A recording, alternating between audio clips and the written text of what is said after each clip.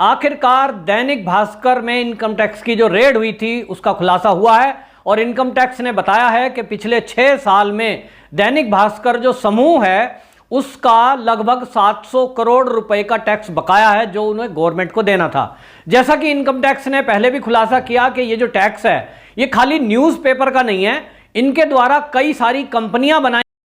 जिसमें कि कॉलोनी बनाना इनका काम है, कई स्टील कंपनियां इन्होंने बनाई, कुछ शेल कंपनियां भी थी। कुल मिलाकर सबसे बड़ा एक नेटवर्क खड़ा किया इस दैनिक भास्कर ने। लेकिन लोग बाग यही जानते हैं कि ये तो एक न्यूज़ चलाने वाला अखबार है और हमने ये भी देखा कि 6 साल से इसका टैक्स बकाया है जो 1992 तक केवल 100 करोड़ के एसेट्स थे, आज उसका टर्नओवर 6000 करोड़ का हो गया है। इससे पता लगता है कि कितनी तेजी से इस अखबार ने तरक्की की है। तो अखबार इतनी तरक्की कर सकता है क्या कोई न्यूज़ चैनल इस तरह से कुछ ही सालों में 6000 करोड़ का टर्नओवर वाली कंपनी बन सकती है? तो इसका जवाब है ना, कोई मीडिया चैनल, कोई न्यूज़पेपर तो बिल्कुल नहीं। आप देखिए, सबसे पुराना जो अखबार है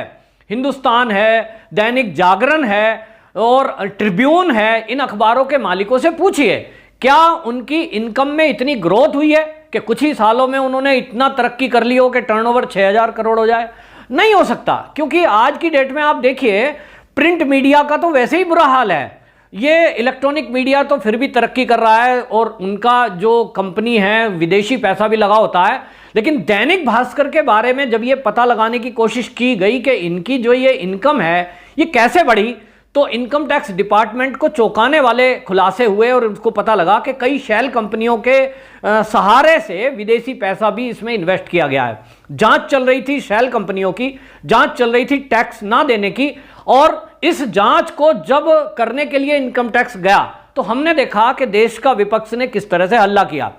किस तरह से कांग्रेस ने सदन में हल्ला किया। राहुल गांधी ने बाकायदा इसको मीडिया का गला दबाना कहा, ममता बनर्जी ने इस पर आपत्ति दर्ज की। किसी ने यह जानने की कोशिश नहीं करी कि इनकम टैक्स डिपार्टमेंट यदि रेड कर रहा है तो उसकी जांच होने दीजिए, कोर्ट में जाने दीजिए, मामला कोर्ट में जाएगा तो न्यायपालिका उसका न्याय करेगी। अगर तो कोई न्यूज़ चैनल या कोई भी व्यक्ति अगर उस पर सरकार के प्रेशर से कोई या यूं कहिए किसी का गला दबाने के लिए, जैसा कि कह रहे थे कि मीडिया का गला दबाया जा रहा है, अगर मान लीजिए केंद्र सरकार या कोई भी राज्य सरकार इस तरह का काम करती है तो न्यायपालिका पे भरोसा रखना होगा और न्यायपालिका न्याय करती है। बहुत सारे ऐसे लोगों को हमने देखा है जमानत मिलती है, बहुत सारे ऐसे केस विड्रॉ कर दिए जाते हैं या तो उनको याचिका को रद्द कर दिया जाता है और कई बार तो अधिकारियों को डांट तक पड़ती है। लेकिन इसके इतर विपक्ष क्या कर रहा है? केवल और केवल उस रेड पर सवाल उठा रहा है जिसका अभी कोई नतीजा आना भी बाकी है। तो सवाल ये उठता है कि यदि कोई भी एक कंपनी, वो मीडिया ही क्यों ना हो, और आपको हमने बताया कि दैनिक भास्कर में जो पत्रकार रह चुके उन्होंने भी बाकायदा इसका कच्चा चिट्ठा खोला था, जो पूर्व पत्रकार थे, और उन्होंने बताया कि ये जो अखबार के सहारे से अन्य काम चल रहे हैं। इन्होंने राजस्थान के अंदर प्राइम लोकेशन पर गवर्नमेंट से मिली भगत करके बहुत सारे ऐसे चीज़ें की कि उन प्लॉट खरीद लिया, जमीन खरीद ली खेती की, फिर वहां कॉलोनी कटवाई सरकार से, आदमियों से मिल करके। अब ये सरकार में लोगों को ब्लैकमेल करते थे न्यूज़पेपर वाले होने के बाद कारण से, या कुछ मंत्रियों को या कुछ नेताओं को भी इसका पैसा गया, ये अलग विषय है, इसकी जांच अलग तरीके से होगी। लेकिन सवाल ये उठ रहा है कि एक दैनिक भास्कर अगर न्यूज़ चैनल है या न्यूज़ का अखबार है तो क्या उसको इसलिए छोड़ दिया जाए वो कुछ भी गड़बड़ी करे, वो टैक्स ना दे? मैं एक नौकरी पेशा आदमी हूं, मेरा साल में जो टैक्स बनता है गवर्नमेंट मुझसे एक एक पैसा वसूलती है, और यदि देरी भी हो जाए रिटर्न भरने में तो नोटिस तक आ जाता है। मैं भुक्तभोगी हूं, मैंने कुल मेरे पिताजी से 6 लाख रुपए मुझे मिले थे, उसका मुझे जवाब देने के लिए टैक्स, इनकम टैक्स का नोटिस मिला। तो आम आदमी को जब इस तरह से वहां हाजिर होना पड़ता है, जवाब देना पड़ता है, चक्कर काटने पड़ते हैं, तो कोई वीवीआईपी है या वीआईपी है या मीडिया का बंदा है या मीडिया हाउसेस से उसका रिलेशन है, तो क्या इसके कारण से वो सरकार के या देश के कानून से ऊपर हो जाएगा? सरकार ने कानून बना रखा है कि आप कंपनी चलाइए, ठीक है, कोई हर्ज नहीं है। आप एक न्यूज़पेपर चलाते थे, आज आप कॉलोनाइजर हैं, आज आपने कोई और इंडस्ट्री खड़ी कर ली है, इसमें हर्ज क्या है? करिए, लेकिन टैक्स तो दीजिए ना। आप टैक्स नहीं देंगे और उसके ऊपर कहेंगे कि हाँ भाई हमारे को कुचला जा रहा है। फिर आप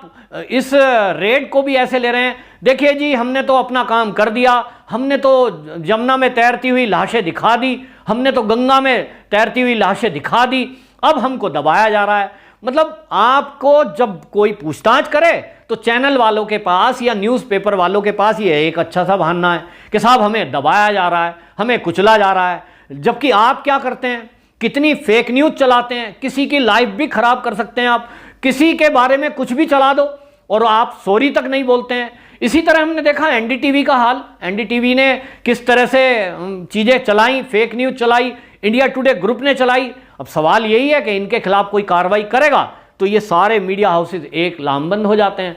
और आज की डेट में आप देखें कि यदि कोई इनके खिलाफ कार्रवाई करने की हिम्मत जुटा रहा है, उन अधिकारियों को तो सैल्यूट करना चाहिए कि जिन्होंने 6000 करोड़ के टर्नओवर वाली कंपनी के यहां रेड की। आप समझिए सिस्टम क्या है। मैं भी भारत का रहने वाला हूं तो सिस्टम जानते हैं कि जिसके पास अरबों रुपया है वो सीधा सीधा पहले ऑफर करता है अफसरों को, भाई रेड वेड छोड़ो, ये आप अपना हिस्सा पकड़ो। तो अधिकारियों को पैसा ऑफर हुआ ही होगा, वो अधिकारी पैसा लेके इसको छोड़ ही सकते थे, नहीं छोड़ा, केस बनाया, इनको पूरी जांच हो रही है। इसका मतलब तो वो अधिकारी धन्यवाद के पात्र हैं जिन्होंने इसको उजागर किया। दूसरी बात, जो सरकारें हैं इस देश में, ऐसा नहीं है कि ये दैनिक भास्कर पहला है। आप देखें नीरव मोदी हमने देखा, किस तरह से किंगफिशर का मालिक हमने देखा, कई सारे लोग बैंक का पैसा लेके भाग गए, लेकिन ऐसा कभी नहीं हुआ कि उनको वापस लाने के लिए, बैंकों का पैसा वापस कराने के लिए किसी सरकार ने पहल की हो। ज्यादातर मामले में क्या होता है, एक ही बात, सेटिंग कर लो, पैसा ले लो। तो नेताओं को कौन सी पार्टी ऐसी है जिसको पैसा अच्छा नहीं लगता। लेकिन आज अगर मोदी जी के नेतृत्व वाली सरकार में ये सेटिंग शब्द नहीं चल रहा है और इनकम टैक्स की रेड उन लोगों पर हो रही है जो कभी बड़े नाम कहलाते थे और जिसमें मीडिया हाउसेस के लोगों को भी नहीं छोड़ा जा रहा है, तो ये तो अप्रिशिएट करना चाहिए कि आप देखिए कि मोदी सरकार सीधा सीधा एक इतने बड़े न्यूज़पेपर से टकरा रही है जिसको पूरे देश में जाना जाता है। तो टकराने का मतलब आप समझिए 2022 में चुनाव आ रहा है, यूपी का चुनाव आ रहा है और पंजाब के चुनाव हैं, तो गोवा में चुनाव हैं। इन राज्यों में वो छवि खराब कर सकते हैं, क्योंकि न्यूज़पेपर और न्यूज़ चैनल हमने देखा है सरकारें बनाते और सरकारें गिराते तक हैं। एक प्याज को लेकर सरकार गिर सकती है, केवल माहौल बनाया कि प्याज महंगी है, ऐसा लगने लगा था न्यूज़ चैनल पे, आप चैनल खोलिए तो प्याज का रेट, और ऐसा माहौल बना दिया कि ये जो सरकार है केंद्र की, ये बहुत महंगी सरकार है, ऐसा लग गया जैसे प्याज के बिना आदमी जिंदा ही नहीं रहेगा। तो हमने देखा है किस तरह से मीडिया नैरेटिव सेट करता है, और हमने ये भी देखा है कि किस तरह से दिल्ली में जैसे केजरीवाल बने, मीडिया के बनाया हुआ मुख्यमंत्री है वो, कि एक आंदोलन शुरू होता है अन्ना हजारों को लेकर और वहीं से एक नेता निकलता है, एक पार्टी निकलती है और दिल्ली में सरकार बन गई। वो सरकार उसको हटाकर बनी जो शीला दीक्षित 15 साल से दिल्ली में विकास कर रही थी, एक देश की सबसे पुरानी पार्टी है, और एक नए बिल्कुल आए हुए चेहरे ने उसको हरा के उखाड़ के फेंक दिया। तो ये एक मीडिया का एक तरीका है कि जिसको चाहे वो बना सकता है, जिसकी चाहे सरकार गिरा सकता है या जिसकी चाहे छवि खराब कर सकता है। ये मीडिया के जरिए हमने होते हुए देखा, और ऐसे समय में यदि कोई सरकार, यदि कोई अधिकारी इस मीडिया के इस जंजाल से, इससे भय नहीं हो रहा है, भयभीत नहीं हो रहा है कि जो होगा देखा जाएगा, हमें अपना काम करना है, तो उसकी सराहना होनी चाहिए। और अच्छा यह रहता कि पूरा देश का विपक्ष भी इसकी सराहना करता कि बहुत अच्छी बात है, अगर मीडिया हाउसेस से किसी से अनियमितता की खबर आ रही है तो उसकी जांच होनी चाहिए, और जांच होती, उसकी रिपोर्ट होती, अच्छा होता सदन में उसके ऊपर बहस होती, और इस अगर सारा विपक्ष सरकार के साथ मिलकर के खड़ा होता, उन अधिकारियों को अप्रिशिएट किया जाता जिन्होंने ये रेड का काम किया है या जो उजागर कर रहे हैं, तो कल को जो भ्रष्ट लोग हैं इस देश के, उनके अंदर भी भय पैदा होता। लेकिन होता यह है, अक्सर हमने देखा है कि जो भी कोई अच्छा काम करे उसको कोई सराहना नहीं करता, उसकी टांग खिंचाई जरूर शुरू हो जाती है। और इसलिए ज़्यादातर लोग क्या सोचते हैं, सिस्टम जैसा चल रहा है चलने दीजिए, क्या फ़ायदा, हमने जान जोखिम में डाला, हमने रिश्वत ठुकराई लाखों रुपए की, करोड़ों रुपए की, तो हमें क्या मिला। तो उनको अगर शाबाशी भी नहीं दे रहे हैं और हम ये कह रहे हैं जी ये तो बदले की भावना से किया जा रहा है, तो एक तरह से ये गाली है। तो ये बहुत अच्छा कदम है अगर ये उठाया है सरकार ने, और इससे ये भी समझ लें कि देश में जो भी हो वो देश के कानून से ऊपर नहीं है। दैनिक भास्कर की जो ये कमी पकड़ में आई है, इसके अलावा और कई मीडिया हाउसेस भी ऐसे हैं जिनको यदा कदा हमने देखा है या तो देश विरोधी गतिविधियों में लिप्त पाए गए हैं, या देश विरोधी गतिविधि में जो लिप्त हैं उन लोगों की सपोर्ट में न्यूज़ बनाते हमने देखा है, कई बार फेक न्यूज़ चलाते हुए देखा है। तो अल्टीमेटली तो यह है कि देश की सरकार को इस तरह के फेक न्यूज़ चलाने वाले हों या नैरेटिव सेट करने वाले हों या किसी का फेवर भी लेने वाले हों, ऐसे मीडिया हाउसेस की भी जांच करनी चाहिए कि आखिरकार वो जो ये काम कर रहे हैं वो कर क्यों रहे हैं, चाहे वो फिर बीजेपी के ही सपोर्टर क्यों ना हो। तो एक निष्पक्षता आनी चाहिए और मीडिया हाउसेस को भी ये चाहिए कि वो बजाय किसी पार्टी का पिट्ठू बनने के